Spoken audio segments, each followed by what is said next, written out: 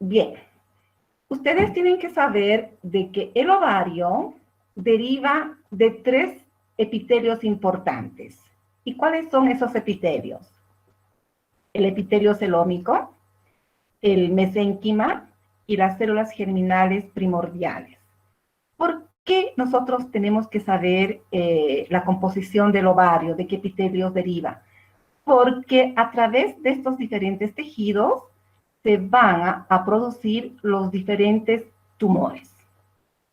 Por otro lado, también debemos saber de que el ovario tiene origen mesodérmico, a excepción de las células germinales que se originan del endodermo. El 80% de los tumores a nivel de los ovarios son benignos, principalmente en la edad reproductiva, entre los 20 y 44 años. Si nosotros encontramos un tumor de ovario en la edad de la premenopausia o la menopausia, pues tenemos que pensar de que se trata de un tumor maligno. El cáncer de ovario es la 4ª causa de muerte en las mujeres y es de mal pronóstico. ¿Por qué decimos de mal pronóstico? Porque lastimosamente esta patología es silenciosa, es asintomática en sus fases iniciales. Entonces la paciente que tiene un cáncer probable de ovario va a acudir al médico cuando ya este tumor o este cáncer está en etapa muy avanzada. Por eso es de mal pronóstico. En las mujeres menores de 20 años, el 60% de los tumores son de origen germinal. Y el 80% de los tumores en la posmenopausia son de origen epitelial, es decir, que se originan en el epitelio celómico. Bien, los tumores del ovario pueden ser quísticos o mixtos. También pueden ser benignos y malignos, funcionantes y no funcionantes. ¿Qué significa esto? Que hay algunos tumores que son productores de hormonas, principalmente estrógenos y andrógenos. Durante el periodo reproductivo, cuando nosotros encontramos tumores, lo más frecuente es que se trate de un tumor benigno, entre los 20 y 48 años. Perdón, 44 años. La posibilidad de que un tumor sea maligno en una paciente menor de 45 años es poca. ¿Cuál es la clínica de tumores de ovario benigno? Generalmente son asintomáticos. Muchas veces nosotros los ginecólogos encontramos un quiste de ovario al solicitar una ecografía transvaginal o ginecológica de rutina. A veces las pacientes pueden presentar una distensión abdominal, dolor o malestar en bajo vientre. Por otro lado, algunas mujeres también pueden referir sensación de presión en la parte baja del abdomen. Y muchas veces puede haber un dolor agudo, brusco. En esos casos, nosotros debemos pensar en una probable causa de torsión anexial o una rotura del quiste hemorrágico. Si el tumor es activo, es decir, es un tumor funcionante, pues va a estar relacionada con la producción de estrógenos. Y como es un tumor funcionante y produce estrógenos, pues la paciente va a presentar alteraciones en el ciclo menstrual, generalmente metrorragias o sangrados intermenstruales. Bien, ¿cuáles son los tumores benignos en el ovario? Son los quistes de inclusión germinal, un quiste folicular, quiste de cuerpo lúteo o quiste luteínicos de la teca. Vamos a ir desarrollando cada uno de estos quistes en qué consisten. Los quistes de inclusión germinal. Estos quistes de inclusión germinal generalmente se presentan frecuentemente en las pacientes posmenopáusicas, pero son pequeñas formaciones quísticas que llegan a medir de más o menos a 1 a 2 milímetros de diámetro y son de contenido ceroso. Estos quistes de inclusión germinal son asintomáticas. Generalmente llegamos al diagnóstico por una ecografía y muchas veces nos podemos confundir macroscópicamente con una TBC miliar o pequeñas tumoraciones. Y el tratamiento, pues, es observación. Los quistes foliculares. ¿Qué son los quistes foliculares? Son quistes funcionales, bastante frecuentes en la edad de la adolescencia, que llegan a medir menos de 5 o hasta 8 centímetros. Y estos quistes generalmente, cuando uno detecta ecográficamente, la conducta es observación y se van reabsorbiendo espontáneamente en 2 o 3 meses. Y si no ocurre la evolución espontánea, pues debemos usar los anticonceptivos orales durante 2 o 3 meses. Los quistes del cuerpo lúteo. Estos quistes del cuerpo lúteo se caracterizan por una hemorragia excesiva en la ovulación y esto se produce por una probable mayor producción de la hormona luteinizante. Muchas veces este quiste del cuerpo lúteo puede llegar a romperse. Y como llega a romperse, va a producir hemoperitoneo y esto puede ser un abdomen agudo. Y llegar a confundirse con un embarazo ectópico. Y si es así, que tiene un abdomen agudo, pues el tratamiento es quirúrgico. Los quistes luteínicos de la teca. Estos quistes son menos frecuentes. Generalmente son bilaterales y se caracterizan o se presentan estos quistes porque va a haber mayor producción de la hormona gonadotrofina coriónica por el trofoblasto. Y esto generalmente ocurre en vasos molares en un 25% o en un coriocarcinoma en un 15%. También podemos tener quistes luteínicos de la teca en las gestaciones múltiples, en aquellas mujeres que han usado el citrato de clomifeno o bien la hormona gonadotrofina coriónica para poder inducir la ovulación, o han usado los análogos del gen RH. Por lo tanto, estos quistes no requieren tratamiento.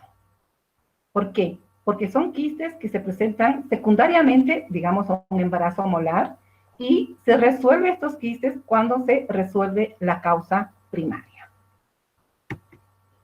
Bien, ¿cuáles son los tumores que derivan del epitelio celónico? Los tumores benignos. Son los tumores quísticos y los tumores con hipercrecimiento del estroma. ¿Cuáles son esos tumores quísticos?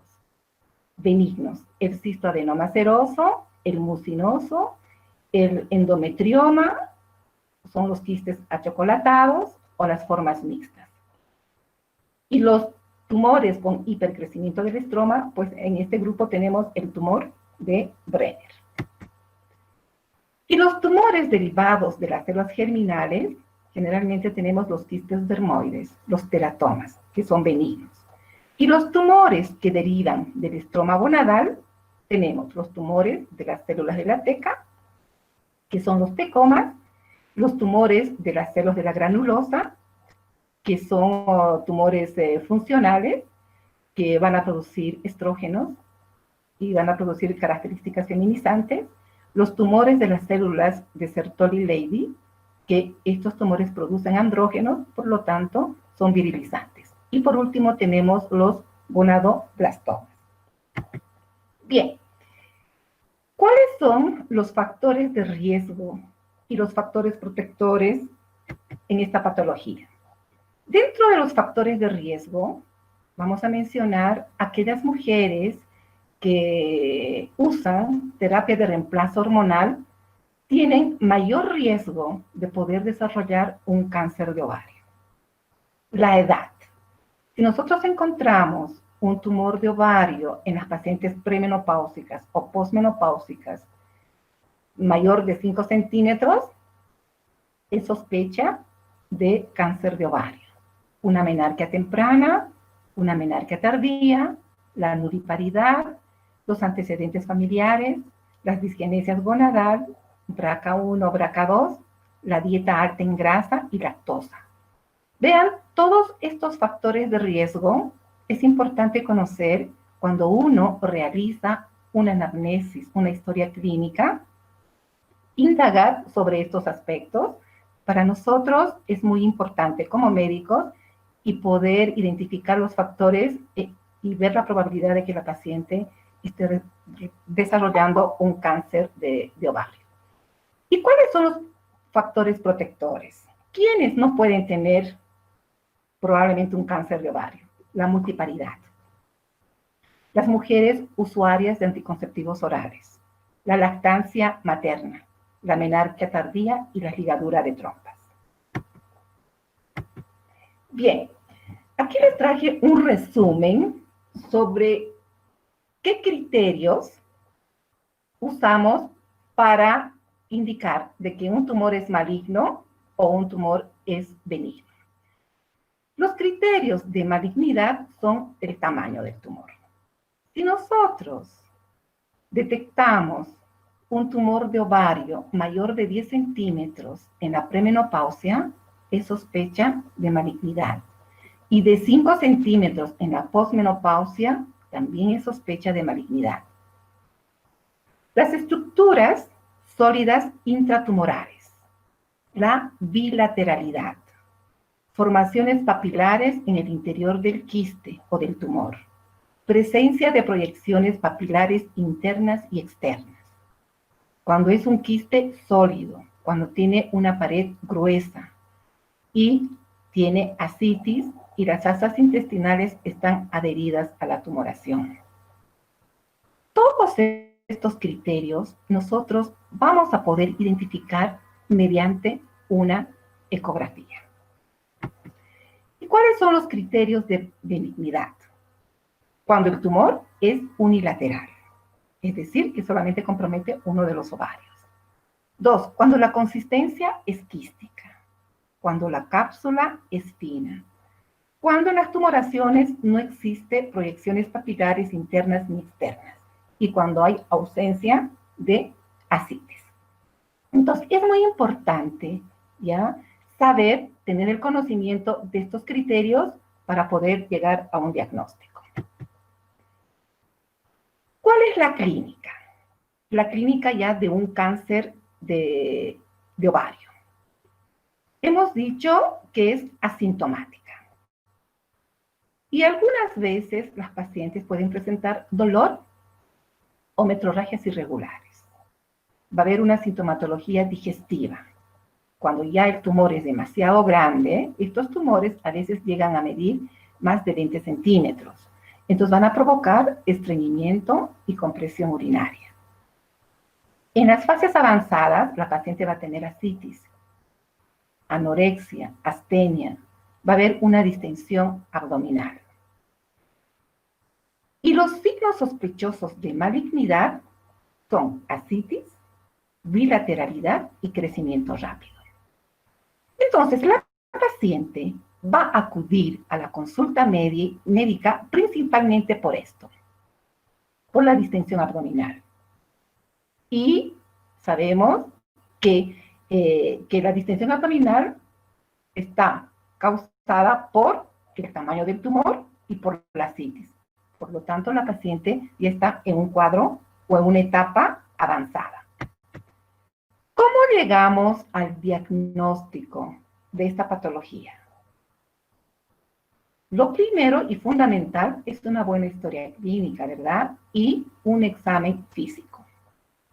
En el examen físico vamos a encontrar un tumor y el tumor va a tener la característica de ser fijo y de consistencia dura. Y frente a esta situación, ¿qué exámenes complementarios vamos a solicitar para poder identificar el tumor, si es maligno o benigno? Vamos a pedir una ecografía abdominal y una ecografía transvaginal. ¿Y qué datos vamos a observar en una ecografía? Vamos a ver, 1, la presencia de un tumor, el tamaño, vamos a identificar si es unilateral o bilateral. Las características del tumor, si es quístico, si es sólido o mixto. Ascitis. Y luego vamos a pedir también una ecografía Doppler para ver la resistencia vascular. Todo esto pues nos va a ayudar a llegar a un diagnóstico y hacer un diagnóstico diferencial, ¿no? Para saber si es un tumor maligno o benigno.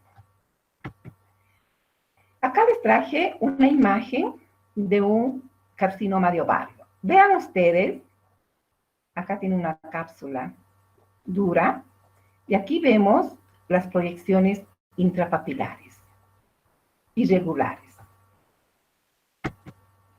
Acá tenemos una ecografía Doppler. Aquí tenemos el CA de ovario, vean ustedes, irregular, y acá está el Doppler donde hay mayor resistencia vascular. Y aparte de la ecografía abdominal y eco transvaginal, se debe pedir también una resonancia magnética y un TAC.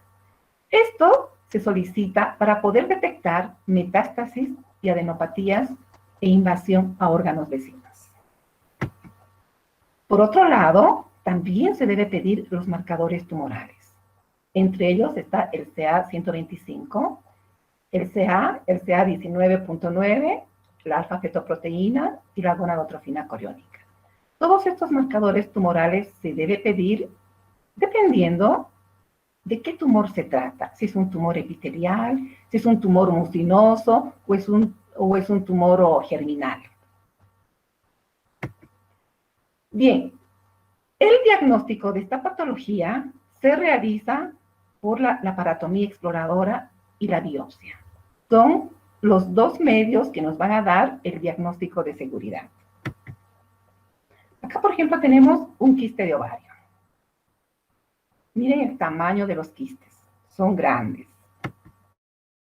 Acá también tenemos un tumor de ovario, es cáncer, vean ustedes, en el interior del tumor. Acá también hay otro tumor de ovario. Bien, ¿cómo clasificamos? Bueno, aquí les traje otra diapositiva para hacer un resumen del origen de los tumores en el ovario. Hemos dicho que se originan del epitelio celómico, que son, acá se van a originar los tumores epiteliales, que son el seroso, mucinoso, endometrioide. Acá tenemos de las células germinales, el teratoma, el bisgerminoma, y acá tenemos los tumores de los cordones sexuales. Entonces vean ustedes qué importancia tiene conocer los epitelios que conforman el ovario. Bien, se usa mucho la terminología de tumores borderline. ¿A qué se refiere esto? Estos tumores de borderline son tumores que tienen un comportamiento intermedio entre benigno y maligno. Y estos tumores pueden ser serosos o mucinosos.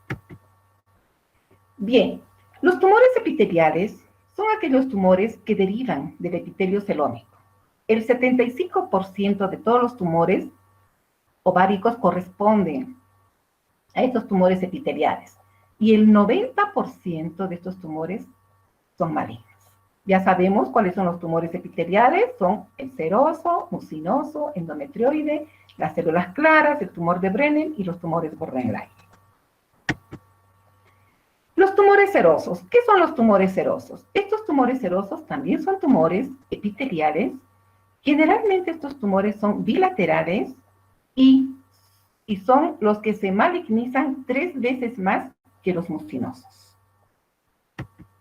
Aquí tenemos un tumor seroso. Aquí un cistoadenoma bilateral.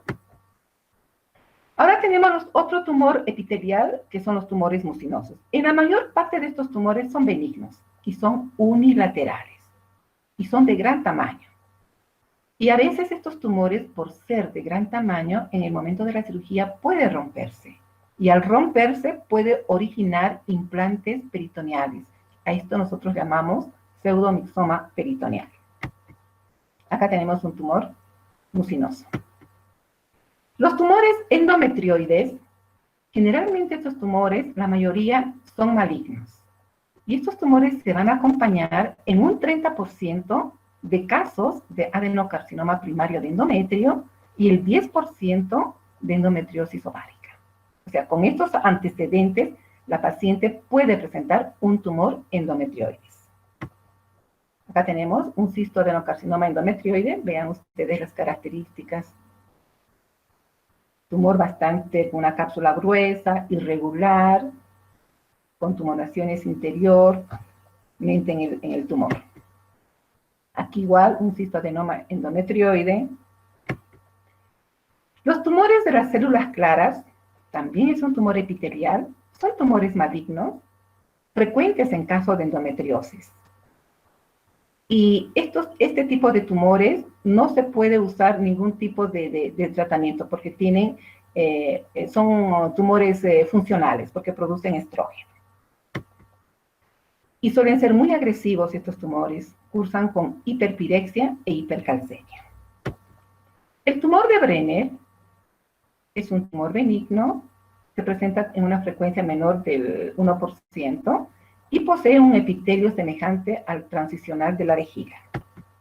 Acá tenemos un tumor de Brenner. Muy bien, ahora vamos a entrar al grupo de los tumores germinales. Esto es muy importante.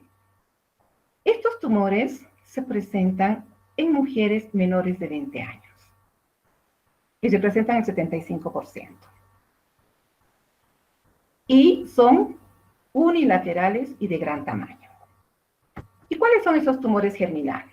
Tenemos el teratoma quístico benigno, el teratoma inmaduro, el disgerminoma, el tumor del seno endodérmico, el carcinoma embrionario, el coriocarcinoma y el tumor del estruma ovárico.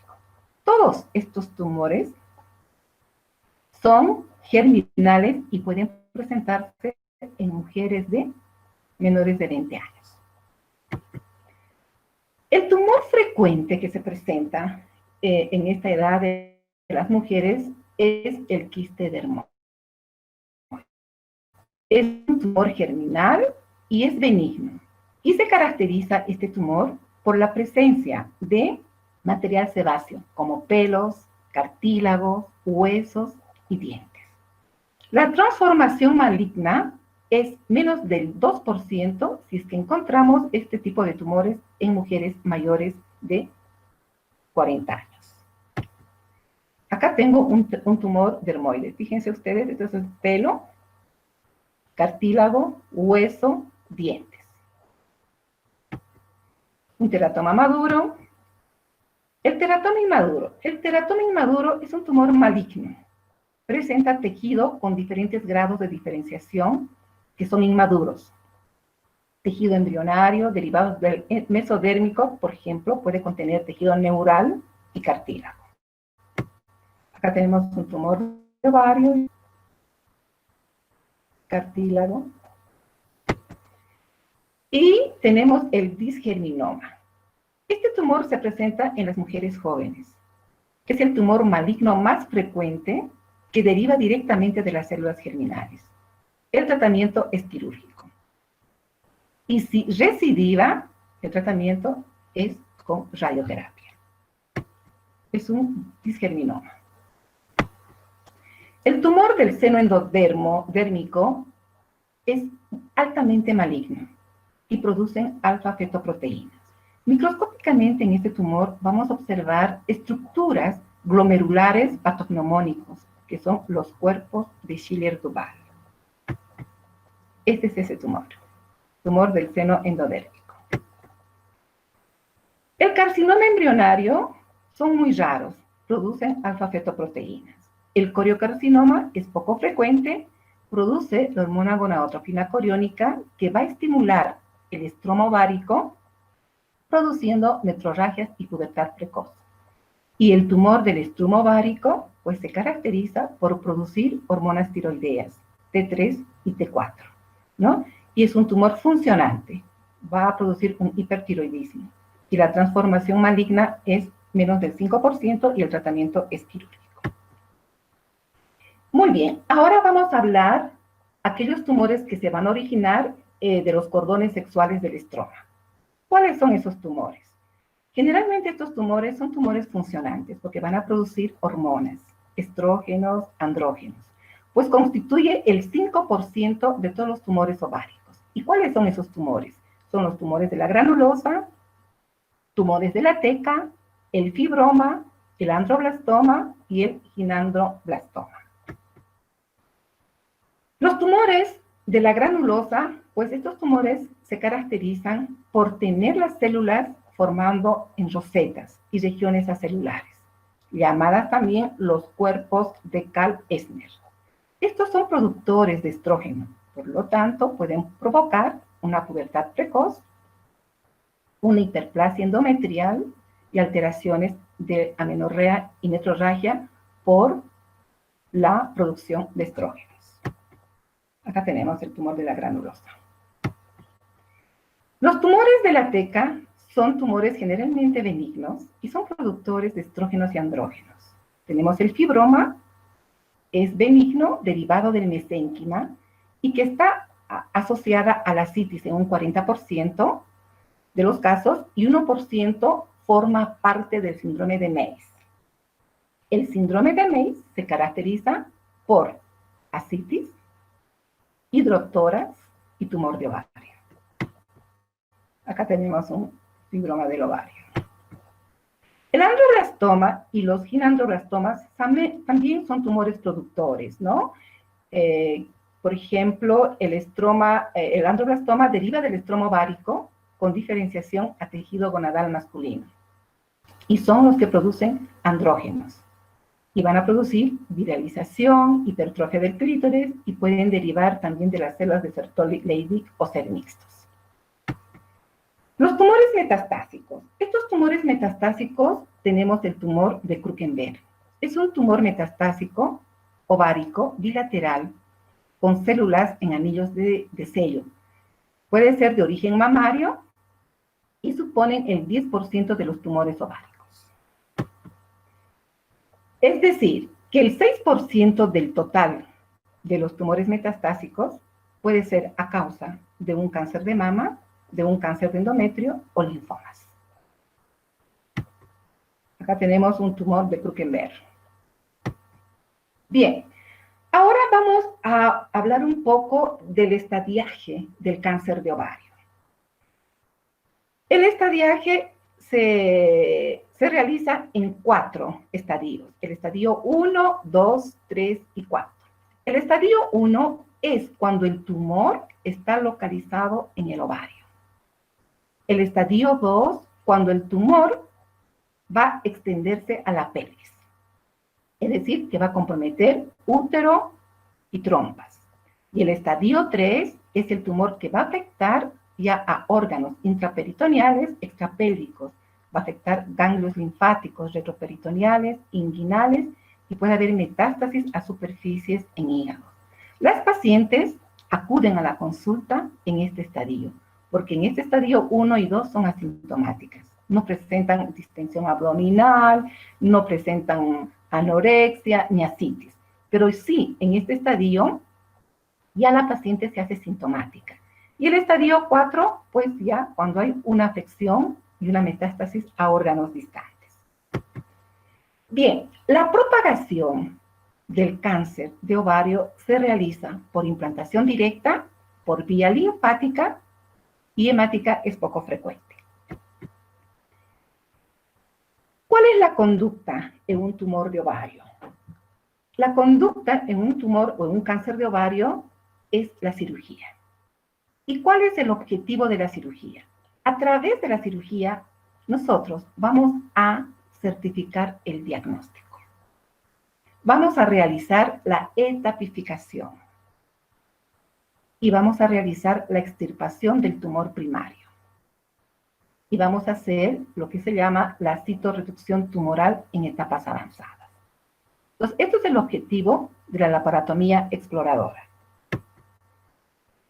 La laparoscopía. La laparoscopía no tiene utilidad como terapia en el cáncer de ovario avanzado, pero sí nos da una gran ayuda en el diagnóstico, principalmente en los tumores benignos. ¿A qué se llama cirugía citorreducción? La cirugía citorreducción es la cirugía para remover el tumor primario y así como las metástasis asociadas. Y esto va a depender mucho del estado general de la paciente y se debe realizar la resección de la mayor cantidad posible del tumor.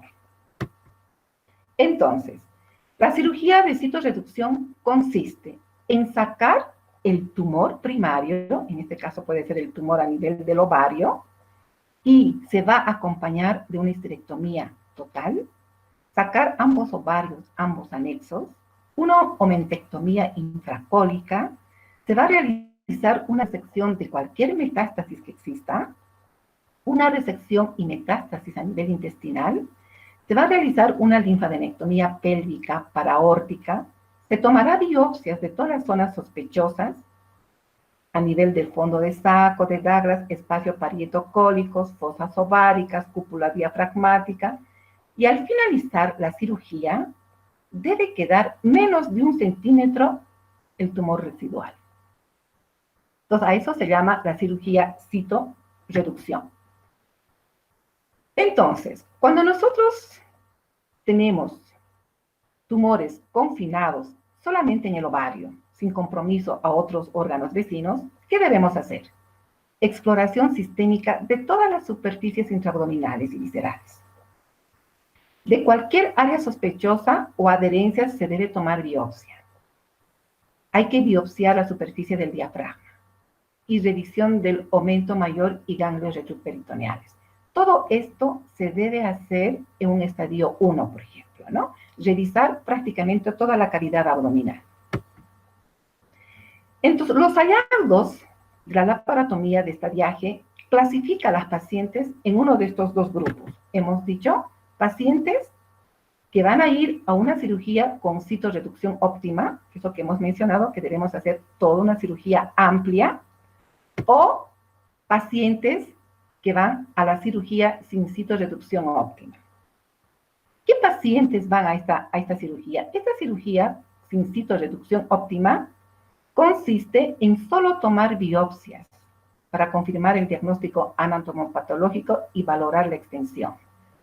No se puede hacer todas las técnicas que hemos mencionado. Simplemente tomar biopsias de todas las estructuras y cerrar la pared abdominal. Estas pacientes son candidatas a quimioterapia y reciben de 3 a 6 ciclos. Después de 3 ciclos, nosotras podemos volver a revalorar a la paciente y realizar una cirugía de intervalo. O sea, completar la cirugía. Ya acá se puede hacer la histerectomía total, la salpingoferectomía bilateral, las omentectomías, pero eso ya se va a ir valorando. Entonces, como conclusión, ¿cuándo debemos realizar una cirugía? 1. Cuando el tumor está presente en una mujer posmenopáusica mayor de 5 centímetros o 6 centímetros. Cuando el tumor es mayor de 6 centímetros en la premenopausia, con las características que hemos mencionado anteriormente. O cuando el tumor es menos de 6 centímetros y es sólido. O cuando el tumor menos de 6 centímetros persiste después de 2 meses de observación en la premenopausia. El conocimiento de los antecedentes genéticos es muy importante. A veces hay pacientes que tienen antecedentes muy fuertes, que la mamá, la hermana ha tenido cáncer, pues ellas solicitan una oferectomía profiláctica. Si ellos solicitan y se les explica todo lo que puede suceder, pues se debe hacer una oferectomía profiláctica tomando en cuenta los antecedentes genéticos. Y debemos saber que la estadificación de los tumores de ovario, del cáncer de ovario, y la detumoración, es decir, sacar el útero, es base del pronóstico. Y todo esto se hace por medio de la cirugía. La citorreducción óptima aumenta el índice de curación del 25 al 33%. Entonces, como verán ustedes, queridos estudiantes,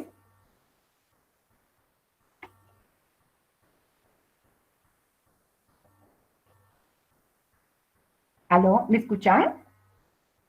Sí, doctora.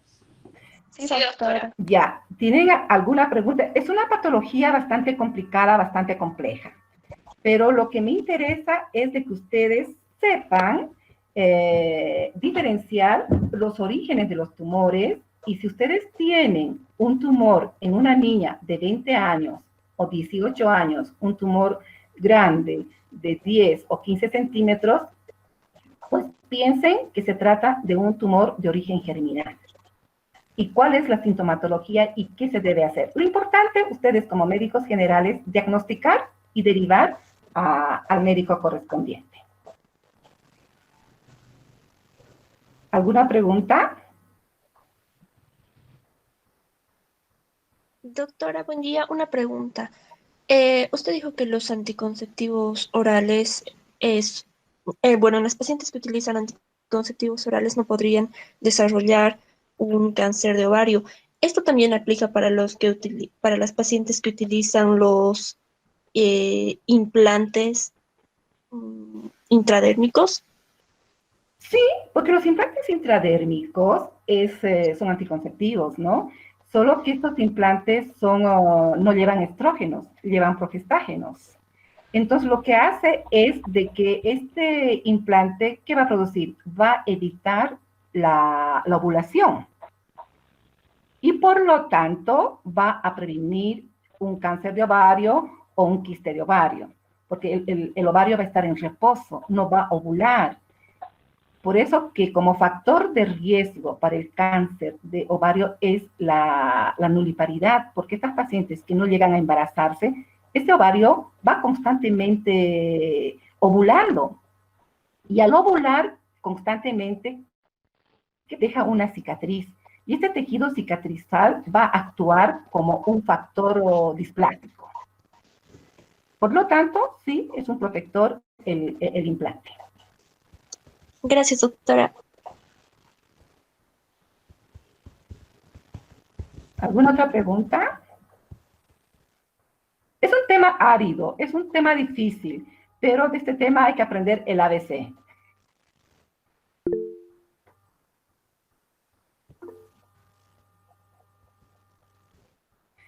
Los fármacos que se usan para la quimioterapia generalmente es los platinos, ¿no? Pero eso ya lo maneja el oncólogo. Otra cosa que me olvidé decirlo. Esta patología no debe ser manejado por un cirujano o por un ginecólogo. Debe ser manejado por un especialista, que es el oncólogo quirúrgico. Ya tenemos las especialidades como oncología clínica, que va a manejar la parte de quimioterapia, y el oncólogo quirúrgico, que maneja la parte quirúrgica. Entonces, ellos manejan muy bien, dosifican muy bien los medicamentos de la quimioterapia.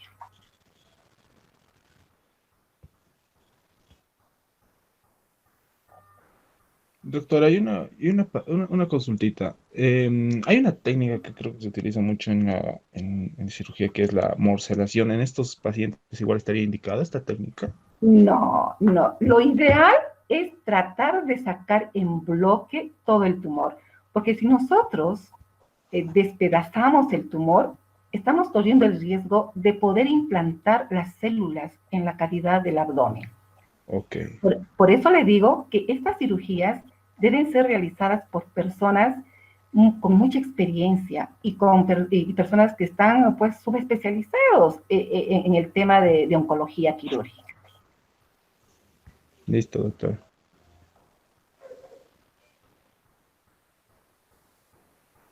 ¿Alguna otra Doctora, pregunta?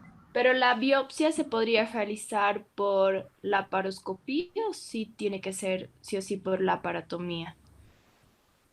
Por la laparatomía, porque la laparatomía, para sacar la biopsia en un CA de ovario, uno tiene que hacer la laparatomía porque tiene que revisar toda la cavidad abdominal. Ah, ya. En cambio, para la laparoscopía, pues, inclusive si hay adherencias a nivel de pared, te va a dificultar el ingreso de los trócares de la laparoscopía. Entonces, esto es sí o sí por la paratomía.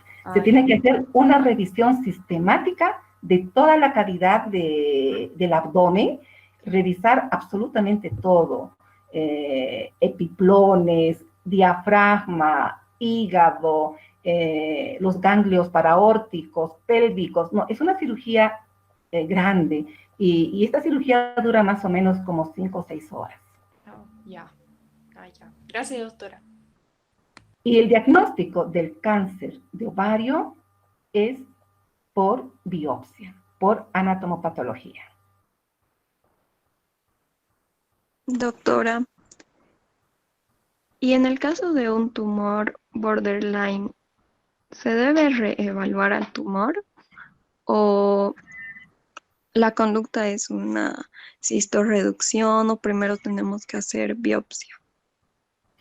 En el tumor borderline es un tumor, por ejemplo, puede ser un tumor, digamos, en el ovario derecho, un tumor que mide 15 centímetros. Entonces yo ingreso a cavidad y solamente veo el tumor, ¿ya? Y no veo, y reviso la cavidad y no encuentro ninguna otra patología, o sea, tengo la cavidad abdominal limpia. Entonces yo saco todo el tumor del ovario, todo el tumor, sin hacer histerectomía total, nada, solo simplemente el tumor. Saco todo el tumor y esto mando a patología. El que me va a dar tumor borderline es la patología, no la clínica. Entonces yo saco ese tumor y mando a patología y me dice borderline. Entonces a paciente solamente saco el tumor y no tengo nada más que hacer. Y obviamente que tengo que explicarle a la paciente, ¿no? Los controles que debe hacerse cada 2, 3 meses, pedir los marcadores tumorales, las ecografías y nada más. No hago ni quimioterapia, nada. Simplemente es como en el cáncer de ovario, ¿no? Las displasias, o digo en el cáncer de cuello uterino, las displasias. El SIL de bajo grado, de alto grado, que está localizado a ese nivel. Gracias, doctora.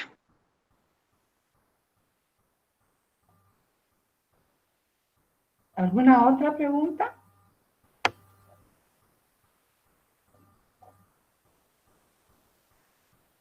Muy bien, chicos.